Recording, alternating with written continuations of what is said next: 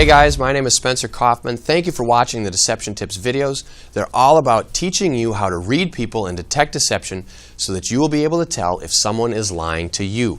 Today, we are going to talk about a cool sign that is really something that you see often, but you don't really notice it often. It's kind of like a lot of these signs that we've been talking about. They seem to be a natural part of communication and behavior and how people converse, but then once you start to notice what they really mean, now you start seeing them everywhere and you know that they're not common. But until you get told or made aware of it, you don't see it. It's kind of like the big popular FedEx company.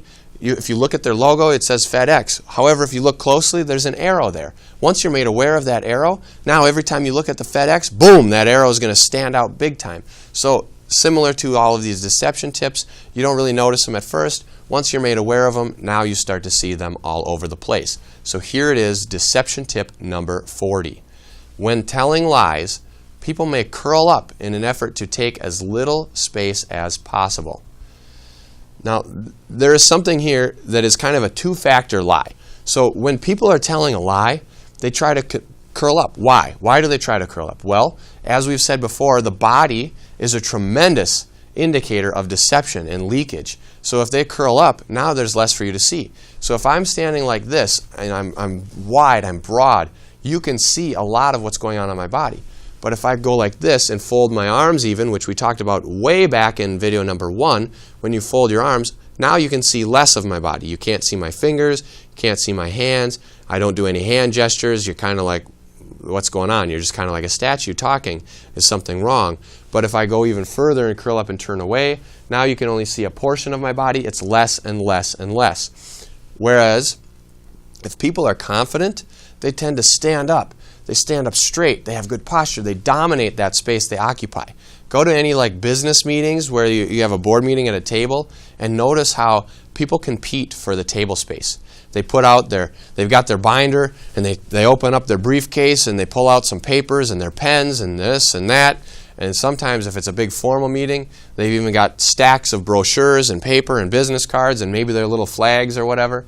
And they take up a bunch of the table space. Well, because unconsciously, the more real estate you occupy on the table, the more important you are, or the more important people see you. Confidence. Confident people tend to dominate the space they occupy. Liars like to kind of conceal so that you don't see as much of me. So you're not seeing all of that leakage that I could potentially give off. So pay attention to that when you're speaking with someone. If they kind of hide or cower or curl up, you got to watch for two things. Number one, are they afraid of you, like you're going to beat them or something? Or number two, are they hiding something? So if you're not the type of person to hit someone or to beat someone, or if you know that they're not afraid of whatever it may be, maybe they're afraid of a male presence, maybe they're afraid of women, maybe they're afraid of authority, whatever that case, if you can determine that they're not afraid of something, then that means if they're cowering, they're hiding something, which means they're afraid of something being found. So now, I mean, either way, it's still some form of fear being put on there, but it's also it's fear done to protect themselves from that leakage being seen, because the conscious and the unconscious are always fighting. So that unconscious is going to push out all kinds of behaviors to try to get the truth found.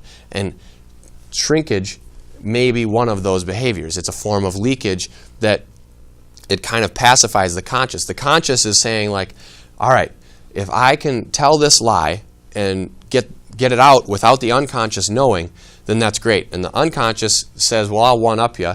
I'll cower so that you think that now there's not going to be enough body for people to see.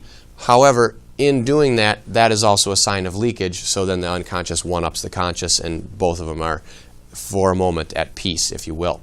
So watch for that and also determine the reasoning behind it. But keep in mind that there will be other signs of deceptive behavior that happen with that. So if you start to see that, pay attention to some other signs. If you see some other signs, now you can have some suspicion. You can know which direction to go, which questions to ask to get to the truth. If this is your first time watching these videos, I'd love to have you subscribe to the channel on YouTube. It's all about reading people, detecting deception. There's a lot of information on there. Also, if you'd like even more information, we've got books, blog posts, podcasts, all available on SpencerCoffman.com that are dedicated to teaching you exactly what everybody is really saying. Until next time.